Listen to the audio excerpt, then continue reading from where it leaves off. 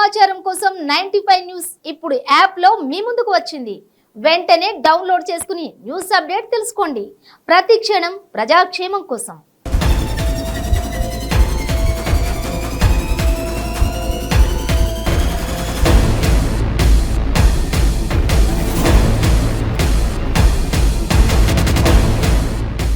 Hi viewers, మీ చుట్టూ జరుగుతున్న పరిస్థితులను గమనిస్తున్నారా? అంతా బాగుందా? అలా అని అప్రమత్తంగా లేకుంటే అంతే సంగతులు. గుడిలో లింగాన్ని మింగే మోసగాళ్ళు మీ చుట్టూ తిరుగుతున్నారు. ఆదమరిస్తే ఆవులించకుండానే పేగుల్ని కత్తిరించుకునే కంత్రిగాళ్ళు ఉన్న సమాజం ఇది. అందుకే మోసగాళ్ళ నుంచి, నేరస్తుల నుంచి మిమ్మల్ని జాగ్రత్త పరిచే మా ప్రోగ్రాం క్రైమ్ అలర్ట్.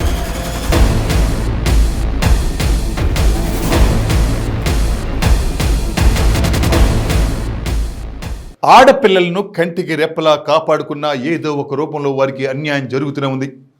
కొందరు చేసే అరాచకాల వల్ల అభం శుభం తెలియని పిల్లలు మనస్తాపానికి గురై ప్రాణాలు తీసుకున్నారు. స్నేహితుడితో కలిసి ఉండడమే ఆ అమ్మాయి చేసిన పాపమైంది. తల్లిదండ్రులు ఊరెళ్ళరు కదా అని స్నేహితుడిని తోడుగా ఇంట్లో ఉంచుకుంది. అది చూసిన కొందరు రాక్షసులు ఆ అమ్మాయిని బెదిరించారు. ఎలాంటి తప్పు చేయకున్నా ఇద్దరిపై పంచాయతీ పెట్టిస్తామని బెదిరించారు. తాను ఏ తప్పు చేయకున్నా 10 మందిలో అవమానానికి గురి కావాల్సి వస్తుందని ఆ అమ్మాయి ఏం చేసిందో తెలుసా? మహబూబ్నగర్ జిల్లాలో కలకలం రేపిన బాలిక అనుమానాస్పద మృతి ఘటన మిస్టరీ వీడింది. కొందరు భయభ్రాంతులకు గురి చేయడంతోనే బాలిక ఆత్మహత్యకు పాల్పడినట్లుగా పోలీసులు తేల్చారు. ఈ కేసులో 4 నిందితులను అరెస్ట్ చేసి రిమాండ్కు తరలించారు. జడ్చర్ల ఠాణాలో సీఐ జమ్ములప్ప, బాలనగర్ ఎస్ఐ జమాప్రసాద్లతో కలిసి మహబూబ్నగర్ డీఎస్పీ మహేష్ వివరాలను వెల్లడించారు. బాలనగర్ మండలంలోని ఓ తండాలో బాలికను కలిసేందుకు ఈ నెల 2న రాత్రి ఆమె ఇంటికి స్నేహితుడైన చిన్నరేవల్లికి చెందిన షానామోని శివ వచ్చాడు.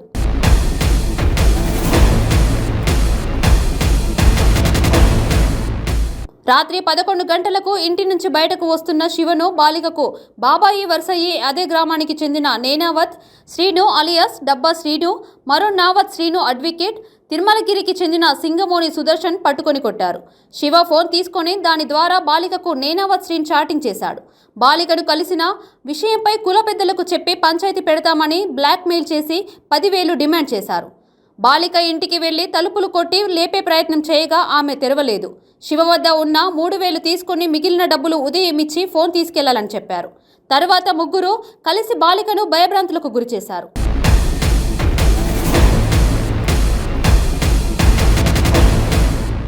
ఆందోళనకు గురి అయిన బాలిక ఈ నెల 3న ఉదయం 6:20కి తండ్రికి ఫోన్ చేసి మాట్లాడింది. తర్వాత ఆమె బావకు ఆత్మహత్య చేసుకుంటున్నట్లు మెసేజ్ పంపింది. ఉదయం 7:20 చున్నీతో ఇంట్లో ఉరివేసుకుని ఆత్మహత్యకు పాల్పడింది. డబ్బులు తీసుకుని ఉదయం తండాకు బయలుదేరిన శివ బాలిక ఆత్మహత్య చేసుకుంటున్నట్టు తెలిసి వెనుదిరిగాడు.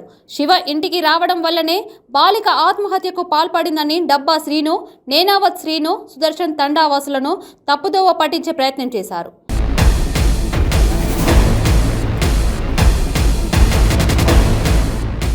ఆగ్రహించిన బంధువులు శివ ఇంటితో పాటు వాహనం, తండాలోని డబ్బా శ్రీను, నేనావత్ శ్రీను ఇళ్లపైన దాడి చేశారు.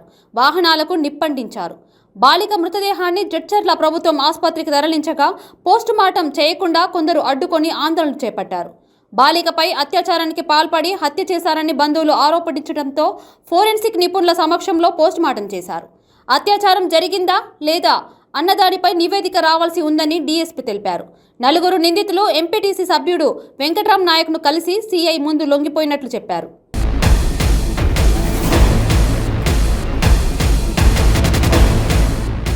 నలుగురిని అరెస్ట్ చేసి సెల్ ఫోన్లు, శివ వాడిన ద్విచక్ర వాహనాన్ని స్వాధీనం చేసుకున్నట్లు తెలిపారు. నిందితులకు కఠిన శిక్ష పడేలా చర్యలు తీసుకుంటామని డీఎస్పీ తెలిపారు. బాలిక ఎస్టీ కావడంతో నిందితుడు శివపై ఎస్సీ, ఎస్టీ అట్రాసిటీ కేసు నమోదవుతుందని వెల్లడించారు. ఈ డిసెంబర్ 3వ తారీఖు ఉదయం 7:20 కేశానాయక్ తాండా, ఈ తిరుమలగిరి విలేజ్ బాలనగర్ మండలంలో వస్తుంది. అంటే పోలీస్ స్టేషన్ రాజాపూర్ పిఎస్లో వస్తుంది. ఆ తండాకు చెందిన ఒక మైనర్ అమ్మాయి, ఎస్టీ లంబాడ క్యాస్ట్కి సంబంధించిన మైనర్ అమ్మాయిని ముందు రోజు 2వ తారీఖు రోజు డిసెంబర్ 2వ తారీఖు రోజు రాత్రి సమయంలో 11 గంటల ప్రాంతంలో ఒకతను నేరస్తుడైన ఈ A3 శివ, చెన్నమోని శివ అని చెప్పి అతను డిష్ ఆపరేట్ చేస్తాడు. అమ్మాయికి కొంచెం ఫ్రెండ్. అతను రాత్రి 11 గంటల ప్రాంతంలో వాళ్ళ ఇంటికి పోయి అమ్మాయితో మాట్లాడి అమ్మాయిని ఏదో ముద్దు పెట్టుకొని అన్నాడని చెప్పి తెలిసి కన్ఫెషన్ అయింది. అతను బయటకు వచ్చే క్రమంలో ఇంటి నుండి ఈ నెనావత్ శ్రీను, డబ్బా శ్రీను అని అంటారు, అతను అమ్మాయికి బాబాయ్ అవుతాడు. నెనావత్ శ్రీనివాస్, ఇంకొకతను అడ్వకేట్ శ్రీను అని, ఆయన ఇంకొకతను సుదర్శన్ అని చెప్పి, సింగపూర్ సుదర్శన్ అని చెప్పి ఆ అబ్బాయిని దొరకబడతారు. పట్టుకొని కొడతారు. అతన్ని కొట్టి సెల్ ఫోన్ గుంజుకొని ఆ అమ్మాయి గొల్లెం పెట్టుకుని ఉంటుంది ఇంట్లో, తలుపు కొడతారు. తలుపు కొట్టి ఆ అమ్మాయిని లేపే ప్రయత్నం చేస్తారు.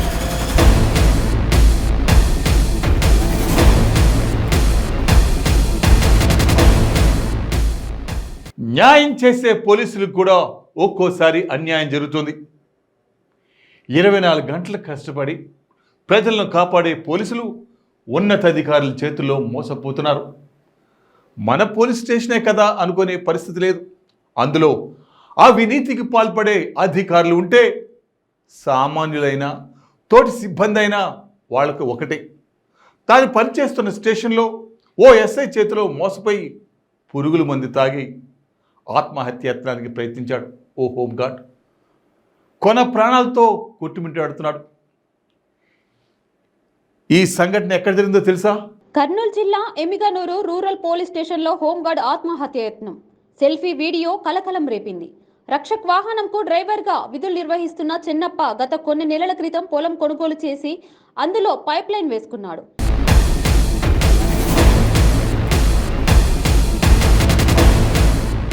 అయితే పొలం అమ్మిన వ్యక్తి ఆయన అన్నతమ్ముల కలిసి తిరిగి పొలం మాకు ఇవ్వాలని, అందులో మీరు వేసిన పైప్ లైన్ను వెంటనే తొలగించాలంటూ ఒత్తిడి చేశారు.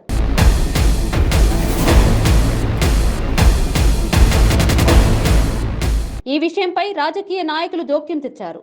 విషయం కాస్త స్థానిక రూరల్ పోలీస్ స్టేషన్కి చేరింది. ఎస్ఐ కూడా అవతలి వారికి వత్తాస పలకడంతో చెన్నప్ప మనస్తాపంతో సెల్ఫీ వీడియో తీసుకుని పురుగుల మందు తాగి ఆత్మహత్యయత్నం పాల్పడ్డాడు.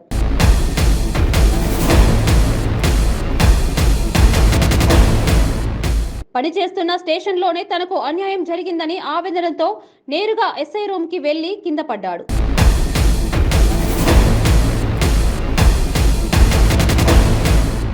పరిస్థితి విషమంగా ఉండటంతో వెంటనే హుటాహుటిన స్టేషన్కి సిబ్బందికి చికిత్స నిమిత్తం ఆసుపత్రికి తరలించారు.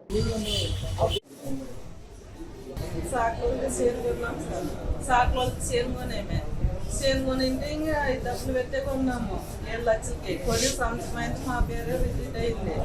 అయినాక మళ్ళీ ఇప్పుడు పైపులు వేసినాక తీసేయమని దొరికిస్తున్నారు. సర్లే తీసేస్తాం. సంవత్సరం అయింది సార్, సంవత్సరం అయింది కొరికేసి రిజిట్ అంతా అయిపోయింది. పైపులు ఏం వేసి సంవత్సరం కానీ వచ్చా. ఇప్పుడు పైపులు తీయాలని మాట్లాడినారు. సర్లే తీసేసుకుంటాం వాళ్ళు మాట ఏంటి కనుక చెప్పాను. చెప్పినాక 2 నెలలు టైం అడిగారు పెద్దలు, అందరూ మాట్లాడి రాశారు అగ్రిమెంట్లో. రాసిన తర్వాత ఇప్పుడు తీయాలని ఎస్ఎస్ఆర్ ఇక్కడ ఇవ్వాలి ఫోన్ చేసి అతాయిస్తున్నాడు. ఈడేమని చేసేసి ఏమో తెలుసు సార్ నాకే. రూరల్ అది మామూలు రూరల్ ఎస్ఐస్ అతాయిస్తున్నాడు. అందుకే ఇప్పుడు వచ్చి రాయినాడు సార్. ఏమన్నాడమ్మా? ఏమో ఫోన్లో మాట్లాడి ఇంకా అదే పత్రాలు తీసుకొని వచ్చినాడు సార్. చూపిస్తాను అనకేసి వచ్చి ఇట్లా రాయినాడు సార్. ఏమన్నా అయితే మా కూడా ఇంక ముందా చచ్చిపోతాం పిల్లలు మా మధ్యతోడు సార్. వాళ్ళే కారణం బసిరెడ్డి వాళ్ళే. పేర్లు ఎవరమ్మా? ఎవరు సార్? ఇప్పుడు మీకు బాధ్యులు ఎవరు అని? సాకులు గోయిందు, బద్రి, కిష్టప్ప. ఇంక ఊర్లోని వాళ్ళు కూడా ఉన్నారు పెద్దలు. పేర్లు గోకుల్ కాశం అంటారు, ఇది వెంకటేష్ అంటారు. వెంకటేష్ బోలింగప్ప వాళ్ళల్లా. ఇప్పుడు డిపార్ట్మెంట్ వాళ్ళు సార్ ఇప్పుడు పోలీస్ డిపార్ట్మెంట్ వాళ్ళు ఇప్పుడు డ్యూటీలో చేస్తున్నారు కదా.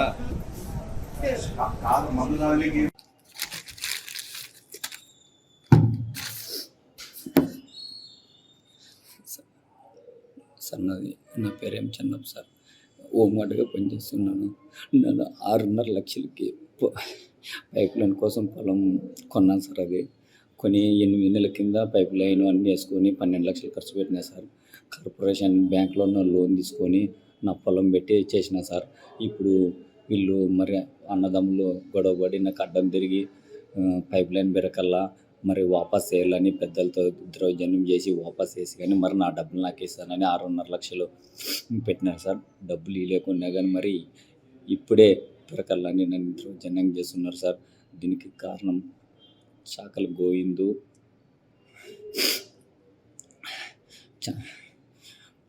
చాకలి భద్రి, వై వెంకటేషు, చాకలి కిష్టప్ప వీళ్ళు దౌర్జన్యంగా చేస్తున్నారు సార్. ఆ రోజు మేము ఇంట్లోకి పోయి వాళ్ళని అడిగి చేసి తీసుకున్నాం సార్. కాకపోతే నన్ను ఇంత అన్యాయంగా చేస్తున్నారు సార్. పిల్లలు నాకు డబ్బులు అవి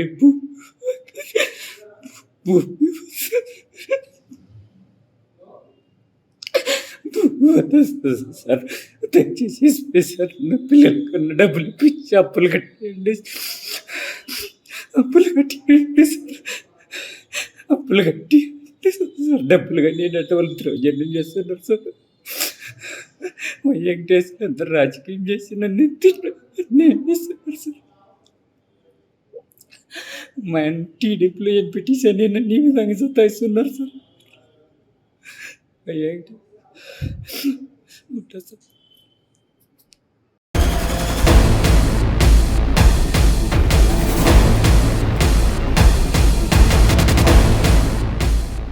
టిప్ టాప్గా తయారవుతారు.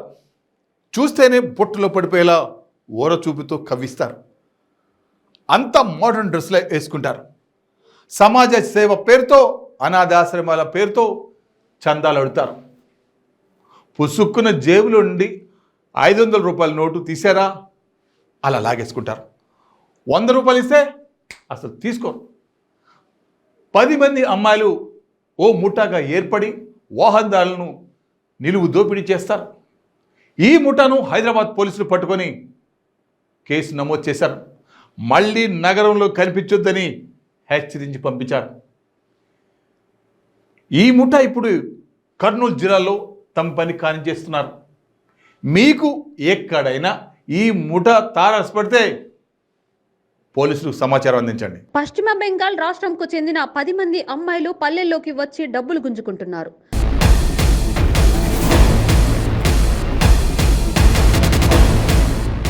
విరాళాలు ఇవ్వాలంటూ పట్టుబడుతూ వాహనదారుల నుంచి అధిక మొత్తంలో డబ్బులు రాబడుతున్నారు. తెలుగు మాట్లాడాలని వీరు ద్విచక్ర వాహనాలు, కార్లకు అడ్డుపడి విరాళాలు ఇవ్వాలని డిమాండ్ చేస్తున్నారు.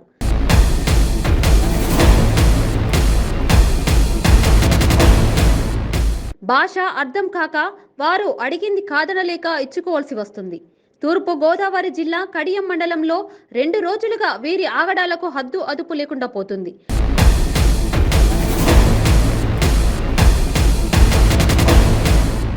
టిప్ టాప్ గా సాఫ్ట్వేర్ ఇంజనీర్లు మాదిరిగా తయారై డబ్బులు డిమాండ్ చేస్తున్న వీరి తీరు అందరినీ హడలెత్తిస్తుంది.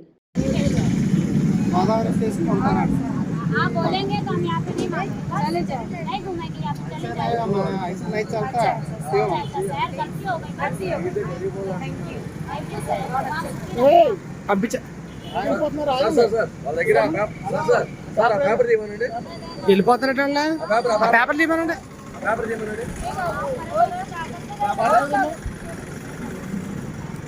తిరగొచ్చు.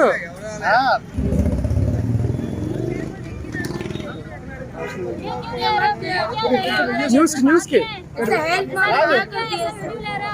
ऐसे वीडियो ले लेने चोरी किया क्या हमने जो भाई वीडियो ले रहे वैसे एक बार मैं क्या चोरी किया हेल्प मांगा इसमें हमारा मांगना गुनाह होता है मांग नहीं सकते के हां ये सब कुछ फाउंडेशन में डोनेशन है कोई नहीं देखते डोनेशन चला जाता ना क्या डोनेशन है कंपनी है ఆర్గనైజేషన్ మీరు ఎవరైనా వచ్చేసారి కంప్లైంట్ ఇస్తే స్టేషన్ తీసుకెళ్తాం, లేదండి పంపించండి అంటే పంపించేస్తాం. చెప్పండి सर आप बोलेंगे तो हम चली जाएंगे प्लीज ఏంటి ఒకసారి ఏమన్నా కంప్లైంట్ ఇచ్చారనుకో గేట్ తీసుకుని బయటికి పంపించేద్దాం, లేదు వారికి పంపించేస్తాం. చెప్పండి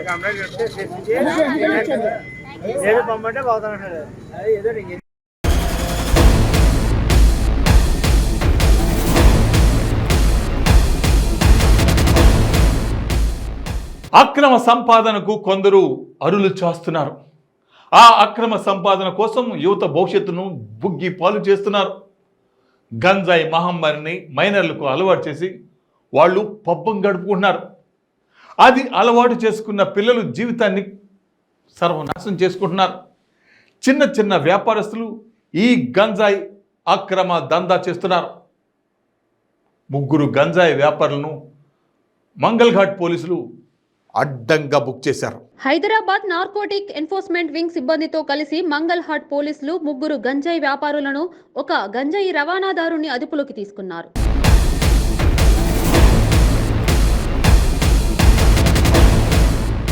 చిరు వ్యాపారులు అక్రమంగా నార్కోటిక్ డ్రగ్స్ కలిగి ఉన్నట్లు గుర్తించారు.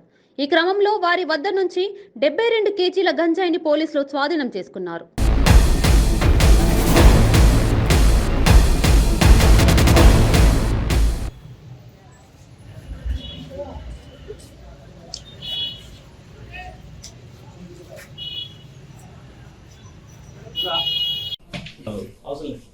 అందరికీ నమస్కారం. ఈరోజు హైదరాబాద్ నార్కోటిక్స్ ఎన్ఫోర్స్మెంట్ వింగ్ మరియు మంగళహాట్ పోలీస్ ఇద్దరు వచ్చి ఒక జాయింట్ ఆపరేషన్లో 3 గాంజా పెడ్లర్స్ని పట్టుకోవడం జరిగింది. ఒక గాంజా ట్రాన్స్పోర్టర్ కూడా దొరికాడు. ఇదంతా కూడా మంగళహాట్ పిఎస్ పరిధిలో జరిగింది. ఈ పెడ్లర్స్ దగ్గర 72 కేజెస్ ఆఫ్ గాంజా ఇవన్నీ ప్యాకెట్స్ లాగా చేసి 5 కేజెస్ ప్యాకెట్ అట్లా చేసి దొరికింది. దీంతో పాటు ఒక 1.8 కేజీస్ ఆఫ్ గాంజా సీడ్స్ విత్తనాలు కూడా దొరికాయి. ఒక బ్రేజా కార్, అది ఆ కార్లో ట్రాన్స్పోర్ట్ చేస్తున్నారు, అది కూడా జప్తు చేయడం జరిగింది. దాంతోపాటు ఒక 4 మొబైల్ ఫోన్స్ కూడా జప్తు చేశారు. అయితే దీంట్లో మెయిన్ పెడ్లర్ ఎవరైతే ఉన్నారో ఆకాష్ సింగ్, ఇతను 32 సంవత్సరాలు. ఇతను 2018 నుంచి కూడా ఈ గాంజా బిజినెస్ చేస్తున్నాడు. లోవర్ దూల్పేటలో ఉంటాడు. ఇతని మీద గతంలో 5 గాంజా కేసులు ఉన్నాయి. 2021లో రైల్వేగా మంగళహాట్లో 3, ఒకటి Lalaguda. Accused number 2 Ramjal Narasimha, A3 Neeraj Prasad Tiwari. వీళ్ళిద్దరూ ఆకాష్ సింగ్ కింద సబ్ పెడ్లర్స్. మరియు షేక్ సుబానీ, ఇతను గాంజా ట్రాన్స్పోర్టర్, ఖమ్మం నుంచి తీసుకొచ్చి ఇతనికి సప్లై చేస్తున్నాడు. సో ఈ 4 ఈరోజు అరెస్ట్ జరిగింది. షేక్ సుబానీ మీద కూడా 2 కేసులు ఉన్నాయి. కరీంనగర్ 1 టౌన్లో ఒకటి, చింతూర్ రాజమండ్రిలో ఒకటి కేసు, 2 కేసులు ఉన్నాయి. సో మొత్తం seized material 72 kgs ganja, 1.8 kgs ganja విత్తనాలు, ఒక బ్రీజా కార్, ఒక మొబైల్ ఫోన్స్, వీటన్నిటి విలువ 25 లక్షలు. డీటెయిల్స్లోకి వస్తే ఆకాష్ సింగ్ 2018 నుంచి కూడా చేస్తున్నాడు ఈ గాంజా బిజినెస్. ఇతను వైజాగ్, ఒడిశా ఈ ప్రాంతాల నుంచి ఒక ట్రాన్స్పోర్టర్ ద్వారా షేక్ సుబానీ ద్వారా ఇది గాంజా సప్లై చేయించుకుంటున్నాడు. షేక్ సుబానీ ఖమ్మంకి చెందిన అతను. సో ఇతను షేక్ సుబానీ ఒక కాంటాక్ట్స్ ద్వారా ఒరిస్సా, వైజాగ్ అట్లాంటి ప్రాంతాల నుంచి గాంజా తీసుకొచ్చి ఆకాష్ సింగ్కి ఇవ్వడం జరుగుతుంది. అయితే ఆకాష్ సింగ్ గతంలో కూడా 2021లో పీడీ యాక్ట్లో వెళ్ళాడు. సంవత్సరం పీడీ యాక్ట్లో ఉండి దాని తర్వాత జూన్లో రిలీజ్ అయ్యాడు. రిలీజ్ అయిన తర్వాత కూడా చాలాసార్లు షేక్ సుబానీ నుంచి తను తెచ్చుకోవడం జరిగింది.